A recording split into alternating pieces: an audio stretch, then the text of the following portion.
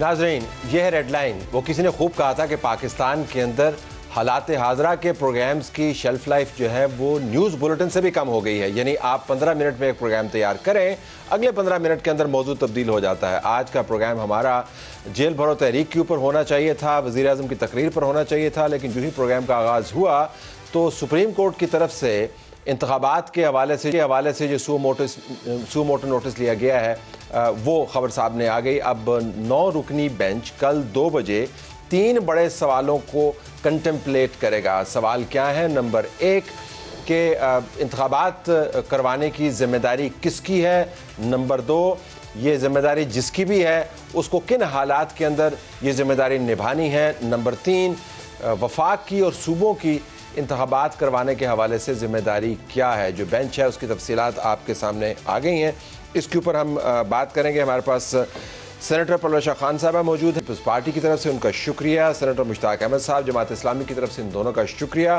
Senator Irfan Siddiqui साहब मुस्लिम league नवाज़ की तरफ से उनका भी शुक्रिया।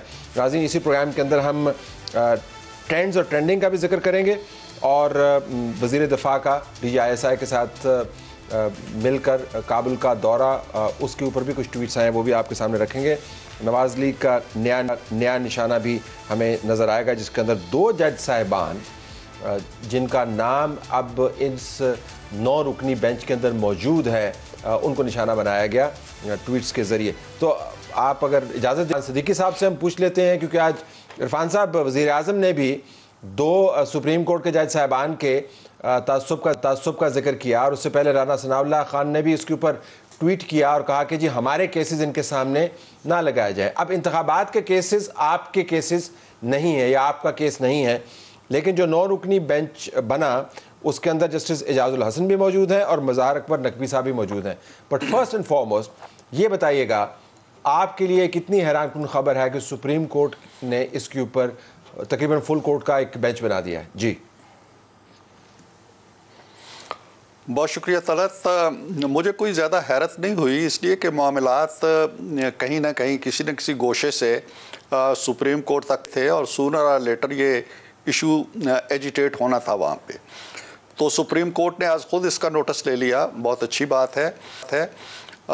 लेकिन कॉन्स्टिट्यूशन ऑफ बेंच के हवाले से जो बात आप बता रहे हैं और जो मैंने देखा है, 2 मुअज़्ज़ज़ जज साहिबान जिन पे नाम लेके तहफ़्फ़ुज़ात का इज़हार किया गया है, बदकिस्मती की बात होती है। ऐसा नहीं होना चाहिए किसी भी मुल्क के अंदर कि जुडिशरी के हवाले से हमारे अंदर 2 राय पैदा हो जाएं और हम ये गुमान करने लगे कि फ़लाँ जज और फ़लाँ जज हमारे साथ इंसाफ नहीं कर सकेंगे।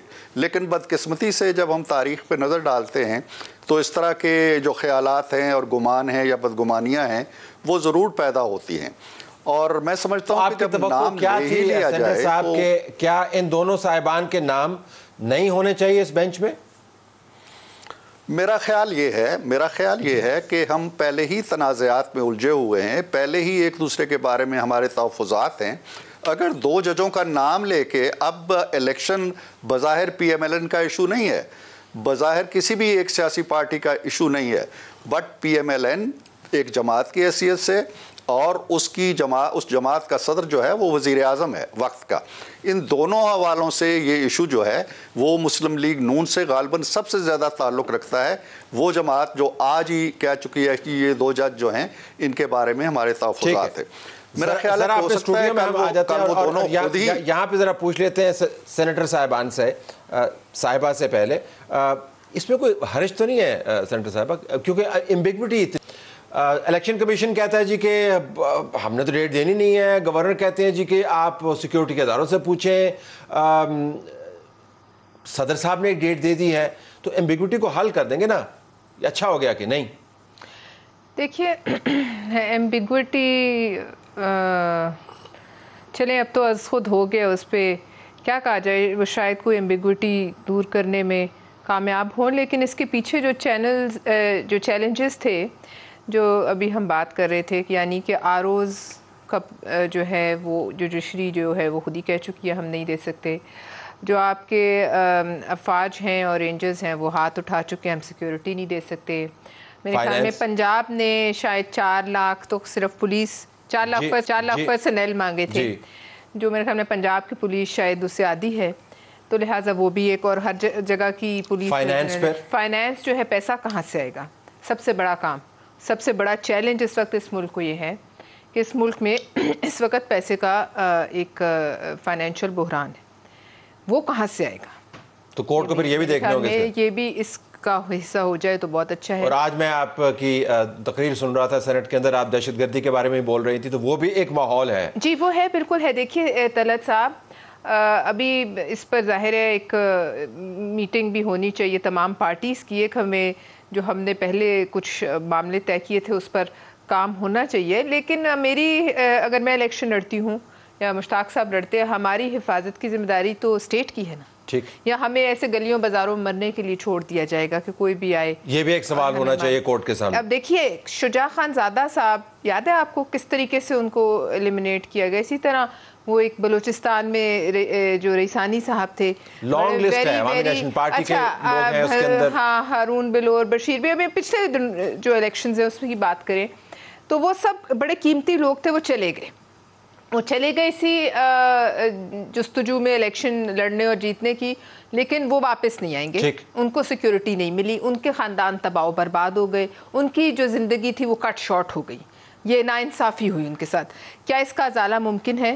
یہ آئندہ انتخابات کے لیے بڑا اہم معاملہ ہے۔ سینیٹر صاحب، اب جب سیاستدان معاملات کو طے نہیں کریں گے تو پھر کورٹس نے ہمیشہ یہ آرگو کیا ہے کہ بھائی پھر ہمیں طے کرنا پڑتا ہے۔ ذرا میں آپ کی ریفلیکشن اس پہ چاہتا ہوں۔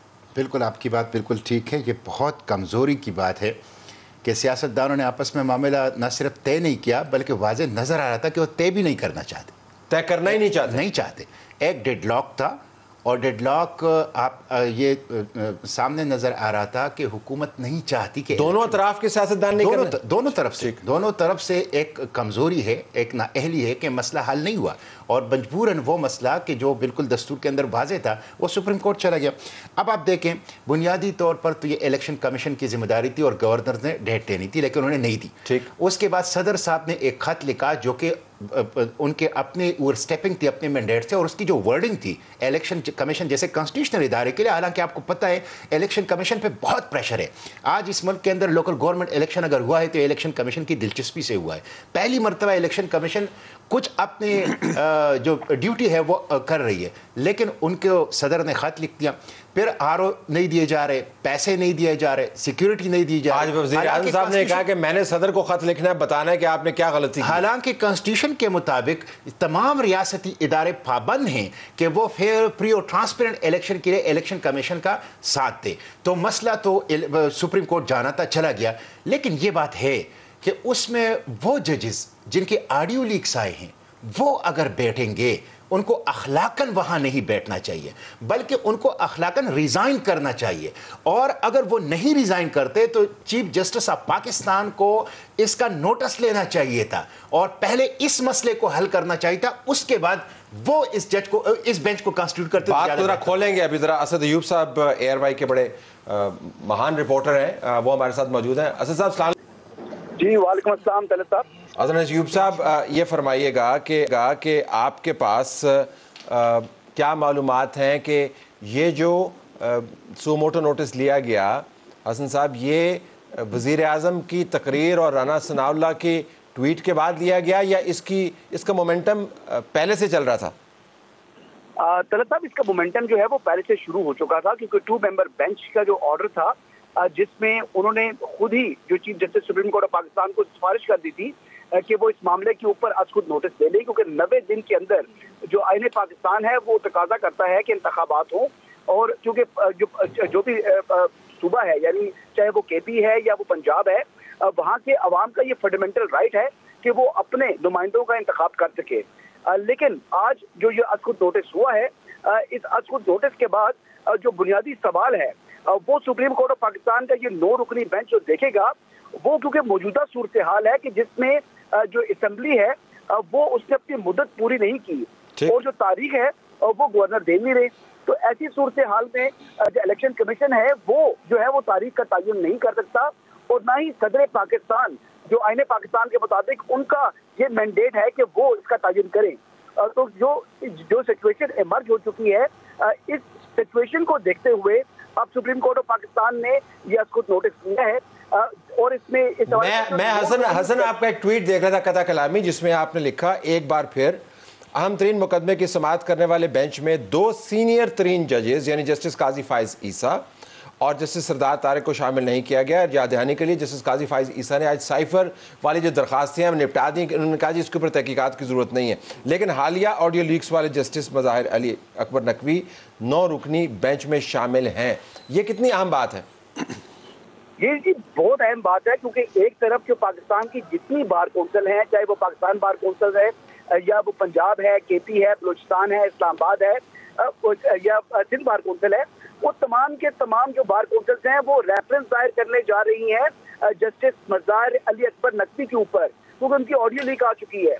تو اس کے حوالے سے جو ہے اور پاکستان مسلم لیگ نواز کی جانب سے بھی جو ہے وہ ڈسٹرسٹ جو ہے وہ شو کر دیا گیا ہے جسٹس مظاہر علی اکبر نقوی اور جسٹس اعجاز الاحسن کے اوپر. تو ایسی صورتحال میں چیف جسٹس اگر ان 2 ججز کو یا بالخصوص جسٹس مظاہر کو شامل نہ کرتے، اور جو 2 ججز ہیں جو کہ سینئر ترین پیورے جج ہیں، جسٹس قاضی فائز عیسیٰ جو کہ 7 ماہ کے بعد 6 ماہ کے بعد انہوں نے چیف جسٹس آف پاکستان بننا ہے، یا ان کے بعد جو نیکسٹ ان لائن ہے جسٹس سردار طارق مسعود، ان کو شامل کیا جاتا اور ان کا جو ایکسپیرینس ہے اس سے فائدہ لیا جاتا، کیونکہ یہ کانسٹیٹیوشنل ایشو ہے. یہ ایک ایسی سچویشن سامنے آ چکی ہے جس کے اوپر جو ہے وہ ایک سینئر ججز جو ہیں انہی کی جو ہے وہ آرا بھی شامل ہوتی، کیونکہ آنے والے وقت میں 7 ماہ کے بعد جو chief justice supreme court of Pakistan ہوں گے وہ جسٹس قاضی فائز عیسیٰ ہوں گے، اور اگر ان کو شامل کرنے میں کیا حرج تھا. ایک بار پھر ایک اہم جو ہے وہ کانسٹیٹیوشنل ایشو جو وہ سامنے آیا ہے، اس پر سپریم کورٹ آف پاکستان نے انٹرونشن کی، اپنا 184(3) کا اختیار استعمال کیا اور آج کو نوٹس کیا، اور جو کانسٹیٹیوشنل جو سوالات ہیں ان کا جواب تلاش کرنا ہے، اور اس کے جواب کی تلاشی میں 2 سینئر ججز کو شامل نہیں کیا گیا. That's an important point. Hassan thank you very much. Irfan Siddiqui Sahib, آپ کی جماعت کی تو کافی درگت بنی ہے بذریعہ کورٹس، اور کافی عرصے سے بن رہی ہے، اور جب نواز شریف صاحب پاناما والے معاملے کو کورٹس کی طرف بھجوا رہے تھے تو چودھری نثار ان کو کہہ رہے تھے کہ کورٹس کی طرف نہ جائیں. اب کورٹ سے عمران خان کا ماننا یہ ہے کہ آپ کو ریلیف بہت ملتی ہے، لیکن جو فیصلے ہیں اس سے آپ کے سیاسی رستے بڑے مسدود ہوتے ہیں. کیا یہ اس قسم کا فیصلہ ہونے جا رہا ہے متوقع، جس قسم کے فیصلوں سے آپ کی سیاسی مشکلات میں اضافہ ہوتا ہے؟ دیکھیں طلعت، میں یہ تو نہیں جانتا، لیکن میں یہ ضرور کہہ سکتا ہوں کہ یہ معاملہ جو چیف جسٹس صاحب کو بھیجا گیا، بنیادی محرک اس کے وہی 2 جج تھے جن کے اوپر اعتراضات اٹھائے جا رہے ہیں. یہ مسئلہ تھا ہی نہیں سپریم کورٹ کے پاس، اور جس کیس کو یہ معزز جج صاحبان سن رہے تھے ان کے سامنے بھی یہ الیکشن کا ایشو نہیں تھا. انہوں نے یہ کہہ دیا، از خود ہی کہہ دیا ایک طریقے سے چیف جسٹس صاحب کو جی کہ آپ اس پہ بڑا بینچ بنائیں اور اس کو سنیں. اب اس کا آغاز ہی 2 متنازع ججوں سے ہوتا ہے، اور پھر کانسٹیٹیوشن آف دا بینچ جو ہے اس کے اندر نئے تنازعات ڈال دیے گئے ہیں. جس طرح ابھی ہمیں بتا رہے تھے ARY کے رپورٹر کہ 2 سینئر ترین ججوں کو آپ نے کیوں باہر رکھا ہوا ہے، کس لیے باہر رکھا ہوا ہے، اور جن 2 پہ پوری آپ کی لائر برادری اعتراض کر رہی ہے، پالیٹیشین اعتراض کر رہے ہیں، میڈیا اعتراض کر رہا ہے، وہ اتنے عزیز اور چہیتے کیوں ہیں کہ آپ ان کو اس بینچ کے اندر. تو ایک تنازع کو حل کرنے کے لیے جب آپ ایک متنازع میکنزم اختیار کر لیتے ہیں تو آپ پہلے سے تصور کر لیجئے کہ اس کے نتائج کیا ہوں گے. دوسری بات جو پلوشا نے کہی بڑی تفصیل کے ساتھ، کل ہی کی خبر ہے کہ جی سری لنکا میں گورنمنٹ نے فیصلہ کیا کہ ہمارے حالات ایسے نہیں ہیں، ہم بلدیاتی انتخاب نہیں کرا سکتے.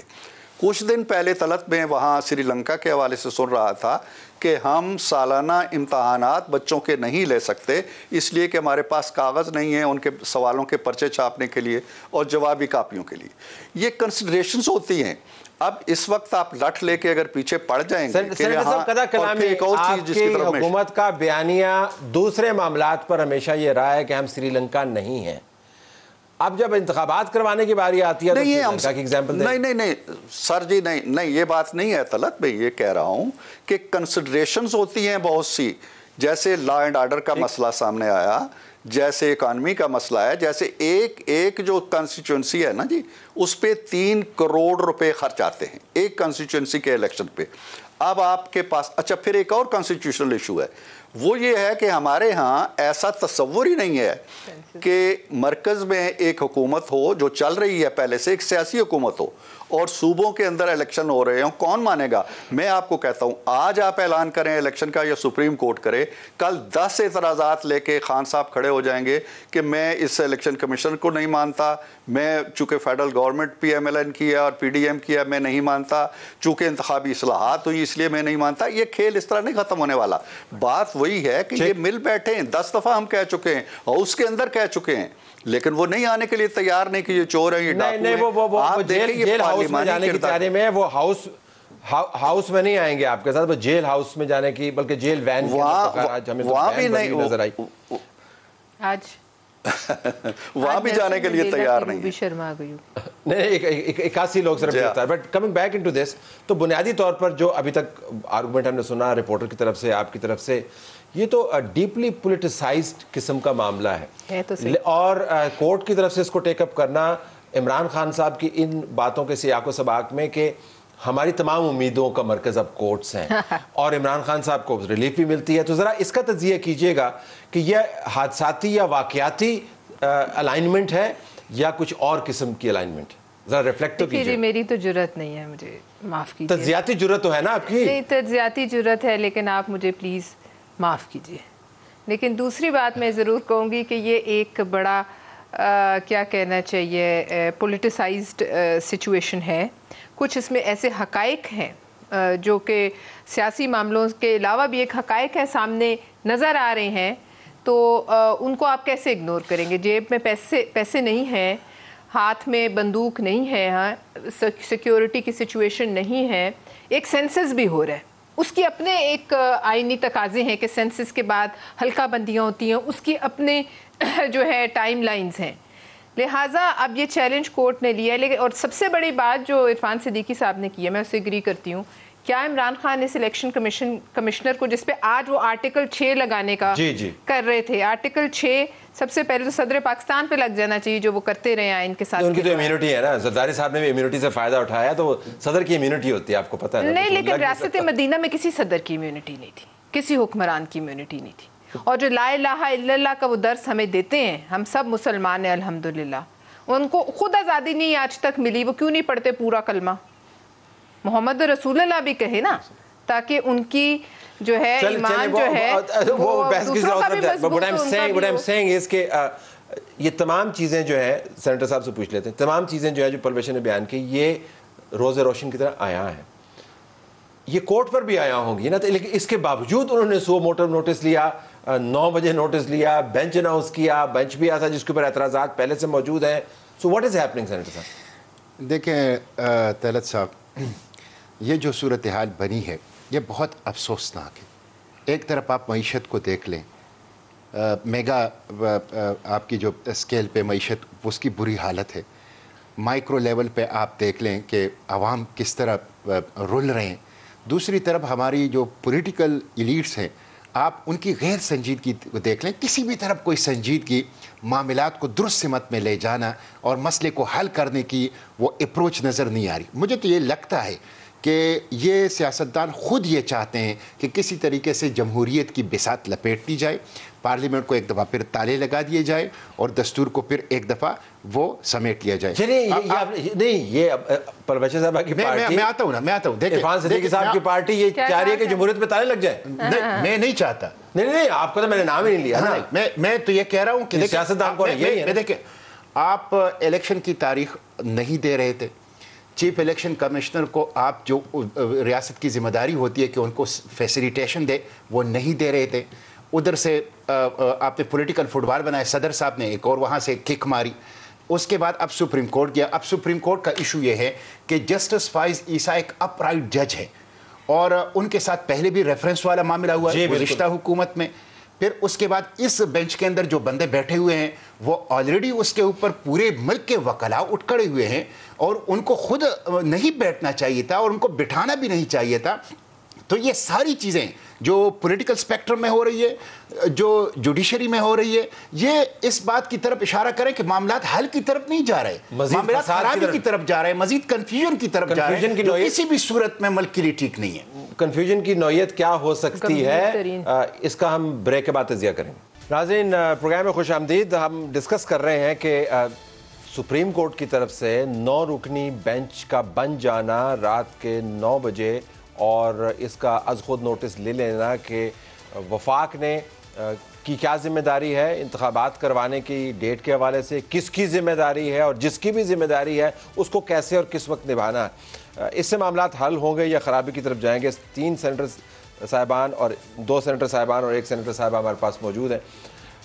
عرفان صدیقی صاحب, بریک کے دوران جو ہم نے بات کی آپ نے بھی سنی ہوگی کہ کسی بھی ادارے کے اوپر اب اعتماد کسی کا باقی نہیں ہے.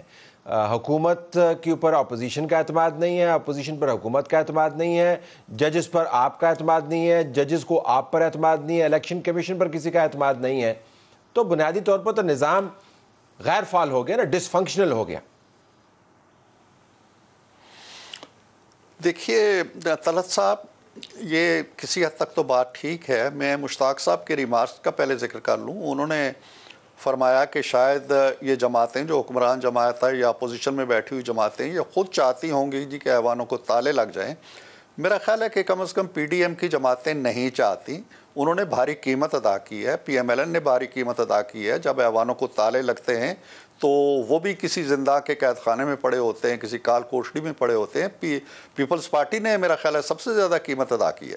تو اگر کوئی اس طرح کے بندوبست کو روکنے کا احساس اور جذبہ رکھتے ہیں تو وہ ان 2 جماعتوں سے بڑھ کے کوئی نہیں ہے.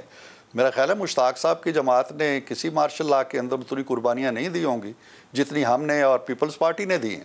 لہٰذا ہم ہرگز نہیں چاہتے کہ ایسا ہو. معاملہ یہ ہے اپنا طلعت صاحب, خرابی کہاں ہے؟ خرابی وہاں سے پیدا ہوتی ہے جب آپ ایک ایسے کیریکٹر کو یا ایک ایسے ادارے کو بیچ میں گھسیٹ کے لے آئے ہیں, یا وہ آ گیا ہے حالات کے رحم و کرم کی وجہ سے, جس کو ہم کہتے ہیں تحریک انصاف اور جس کو کہتے ہیں عمران خان.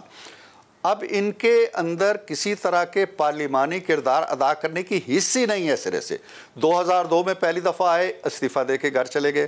2013 میں آئے, کوئی انہوں نے کردار ادا نہیں کیا اور استعفیٰ دے کے چلے گئے اور ہنگامے کر کے چلے گئے. 2018 میں آئے, جس دن اقتدار گیا باہر جا کے, ان کے اندر میں یہ سوچ رہا تھا ابھی کہ اپنے سارے ادوار میں, چاہے وہ حکومت میں تھے چاہے وہ اپوزیشن میں, انہوں نے خان صاحب نے ہاؤس کے اندر اتنی دفعہ بھی نہیں بولے جتنے ہمارے سینیٹر مشتاق صاحب 1 ہفتے یا 10 دنوں کے اندر بولتے ہیں.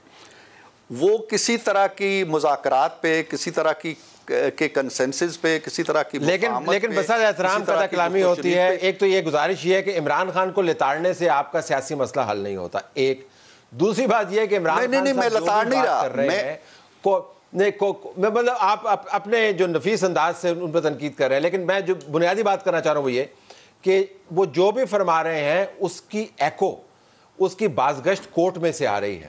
عمران خان صاحب کہتے ہیں کہ میں نہیں پہنچ سکتا, کورٹ ان کو سہولت مہیا کہتی ہے. وہ کہتے ہیں انتخابات کی ڈیٹ دینی چاہیے, کورٹ اس کے اوپر سو موٹو لیتی ہے. تو عمران خان صاحب کی تو شنید ہے کورٹ کے اندر. دیکھیں, میں اس پہ بھی زیادہ نہیں بول سکتا. پلوشا کی طرح میں بھی تھوڑا سا ڈرتا ہوں. ہاؤس کے اندر میں جو بول سکتا تھا میں بڑے دھڑلے سے بول چکا ہوں. کہنے کا مطلب یہ ہے, میں نے بنیادی بات کہہ دی ہے کہ جب ایک تنازع کو حل کرنے کے لیے سپریم کورٹ غیر متنازع سسٹم وضع نہیں کرے گی, غیر متنازع بینچ وضع نہیں کرے گی, تو تنازعات آگے بڑھیں گے. وہ اگر تنازع حل کرنا چاہتے ہیں تو اپنے آپ کو تو پہلے متنازع نہ بنائیں نا. وہ کیا ضروری ہے کہ ان 2 ججوں کو آپ بٹھائیں جن پہ انگلیاں اٹھ رہی ہیں؟ کیا ضروری ہے کہ ایسے ججوں پہ کو آپ باہر کاٹ دیں جن پہ کوئی انگلی نہیں اٹھتی, جن پہ اتفاق رائے ہے؟ تو جب آپ یہ کرتے ہیں تو پھر آپ دوسروں سے جو سوالات کرتے ہیں کہ کس کی کیا ذمہ داری ہے, الیکشن کی کمیشن کی کیا ذمہ داری ہے, حکومت کی کیا ذمہ داری ہے, سب سے پہلے آپ یہ سوچیں نا کہ آپ کی اپنی کیا ذمہ داری ہے. آپ کی اپنی ذمہ داری یہ ہے کہ ایک بڑے تنازع کو حل کرنے کے لیے ایک ایسا بینچ وضع کریں جس پہ سب کو اعتماد ہو. سب کہیں, خان صاحب بھی اگر کچھ کہنا چاہیں تو ان کے پاس دلیل نہ ہو, ہم بھی کچھ کہنا چاہیں تو ہمارے پاس دلیل نہ ہو. لیکن حضور ہو جائے گی. گزارش یہ ہے کہ اگر ایسے ہی اصول بن جاتے تو پھر ہم پروگرام نہ آج کر رہے ہوتے ہیں. انہوں نے تو بینچ بنا دیا جنہوں نے بنانا تھا اعتراضات کے باوجود. But let me take this point to پلوچی اینڈ مشتاق صاحب. پلوچی, جو امیج ہے وہ بڑا دلچسپ بنتا ہے. آپ کا چیف آف آرمی اسٹاف ہے, وہ کراچی میں پولیس افسر کے جو آفس پر حملے کے بعد پولیس افسران کے ساتھ ملتا ہوا نظر آتا ہے. وہ کبھی وزیرستان کے اندر موجود ہے, کبھی ایسٹرن بارڈر کے اوپر موجود ہے. جو D G I S I ہے وہ ڈیفنس منسٹر کے ساتھ افغانستان کے اندر جا کے بات چیت کر رہا ہے دہشت گردی کے. اینڈ آپ جو ہیں, آپ سے مراد پولیٹیشنز جو ہیں, وہ بنیادی طور پر ایک بس بھر رہا ہے, کورٹ جو ہے وہ سو موٹو نوٹس لے رہی ہے, اور آپ یہ بحث کر رہے ہیں پروگرام کے اندر کہ جی نظام غیر فعال ہے. یہ کوئی اچھی تصویر نہیں بنتی ویسے سیاست کے حوالے سے یا جمہوریت کے حوالے سے, کہ بنتی ہے؟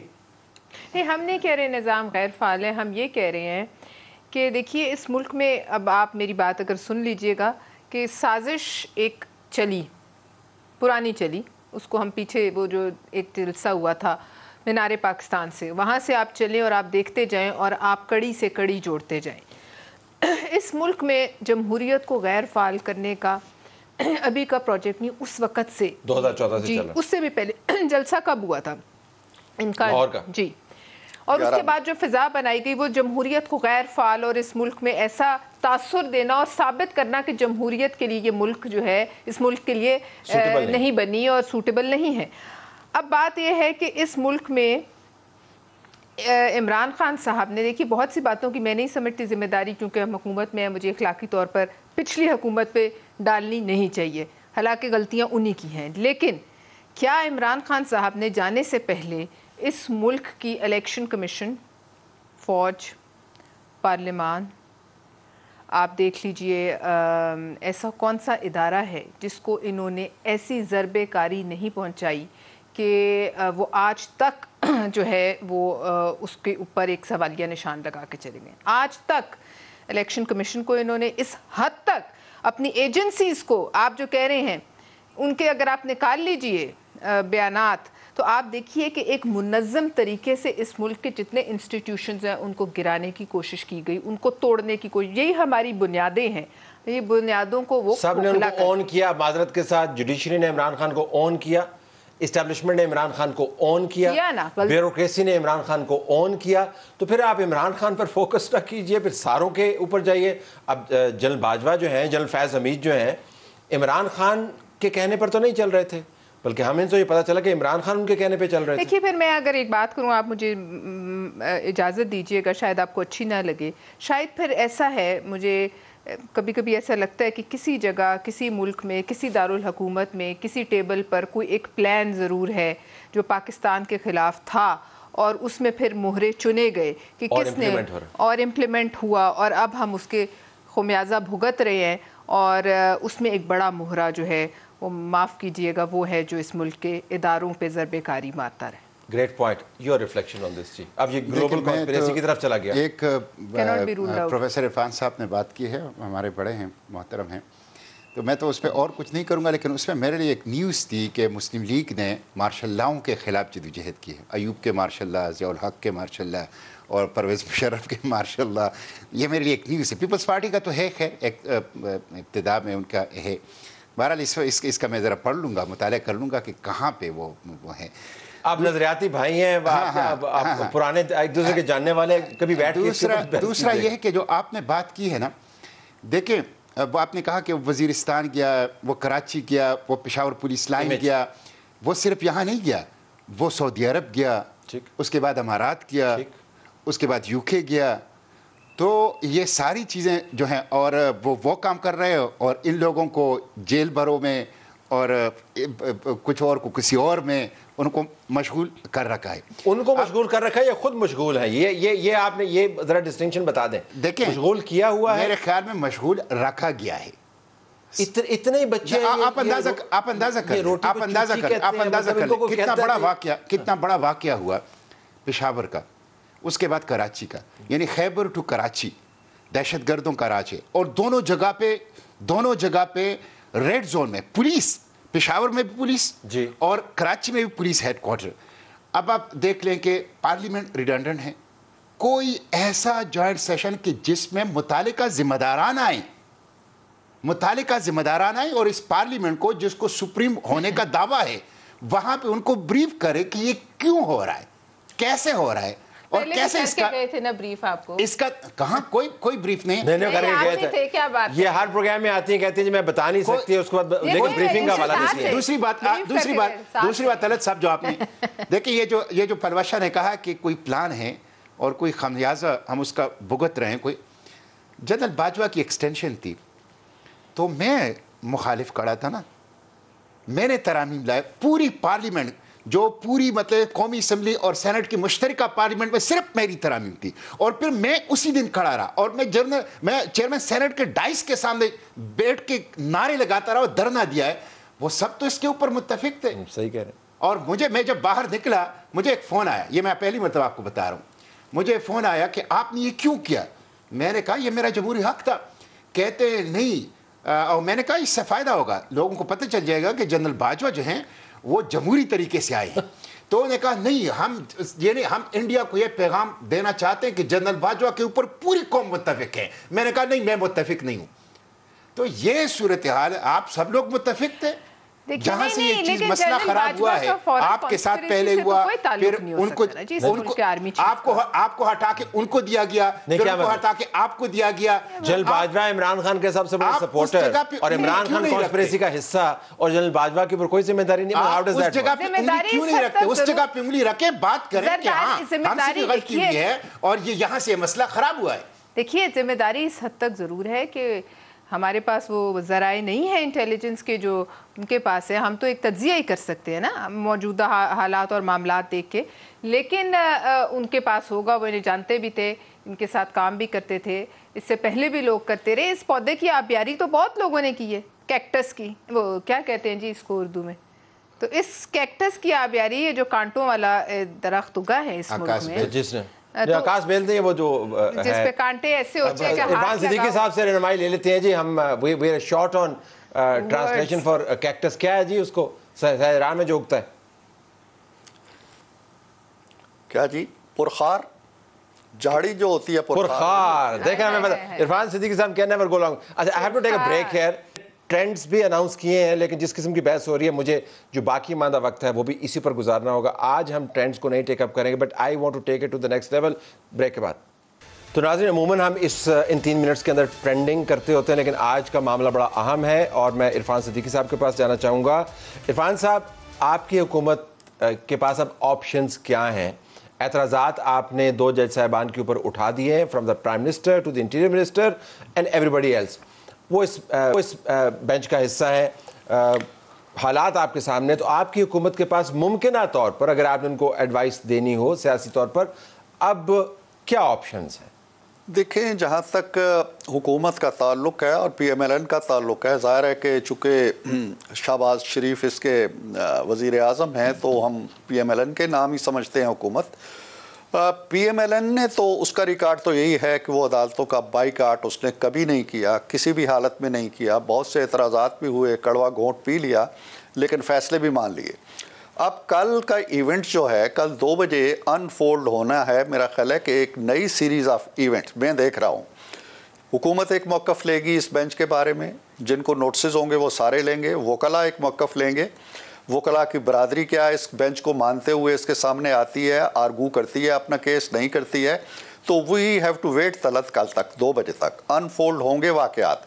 क्योंकि ये जो अगर तो बहुत ही, मैं किसी की नीयत पे हमला नहीं करना चाहता, मैं ये बार बार ये कहता हूँ कि अगर मसला ये था 184(3) के तहत एक अवामी इशू है, आप इसको हल करना चाहते हैं, वेल एंड गुड, अच्छा है, कौम की भी मदद हो जाएगी, मुल्क की मदद हो जाएगी, रास्ता बन जाएगा।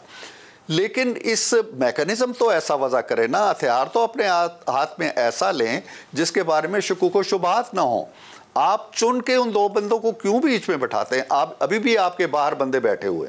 तो मैं ये समझता हूँ कि हुकूमत के लिए भी ये लम्हा फ़िक्रिया होगा कि क्या वो इस बेंच के सामने अपना केस लेके जाए या आर्गू करे या ना करे। और इसी तरह वकला जो बिलउमूम पूरे पाकिस्तान के वकला की तंजीमें इसके बारे में एक राय दे चुकी हैं, क्या कल वो इस बेंच के सामने आएंगी? यहाँ तक हुआ है कि इनके साथ 2 और जजों ने, जो जूनियर जज थे, उन्होंने एक बेंच में बैठने से इनकार कर दिया। मैं ये समझता हूँ कि सुप्रीम कोर्ट हमेशा से مجھے اب کہنے میں کوئی عار نہیں ہے، معاملات کو سلجھانے کے بجائے الجھاتی رہی ہے۔ اب اس وقت جو hold on to this اسے یہ دیکھنا 30 سیکنڈ ہے for both the senators here. So کل کوئی بہت غیر معمولی تو آواز آپ کو کورٹ سے اٹھتی نظر نہیں آئے گی، اس کے علاوہ جو کورٹ سے ہمیں سنائی دے رہی ہے کہ 90 دن کے اندر انتخابات کروانے، کلاک تو ٹک کر رہی ہے، اگر اس لحاظ پہ آپ جائیں تو پھر میں سمجھتی ہوں کہ وہاں معاملات بھی جلدی ہی ان کو کرنے پڑیں گے، لیکن وہ جو اب یہ جو کیس ہے اس پودے کے بارے میں ہے جو کہ 2011 سے لگایا گیا، شاید اس سے پہلے تھا، تو وہ زقوم جو اسلامی لحاظ سے جہنم میں اگنے والا درخت ہے، لیکن نام اس کو دیا گیا ریاست مدینہ کا۔ یہ سب سے بڑا ظلم ہو۔ کل دیکھیں کانسٹیٹیوشن بڑا کلیئر ہے، الیکشن ود ان 90 ڈیز ہوں گے، اس وقت نہیں ہوں گے جب آل آؤٹ وار ہو، کوئی ایسی وار نہیں ہے، نہ سیکیورٹی کی صورتحال اتنی زیادہ خراب ہے۔ میرا خیال یہ ہے کہ سپریم کورٹ جو ہے وہ الیکشن کے آرڈر کرے گی، جو صدر صاحب نے پہلے سے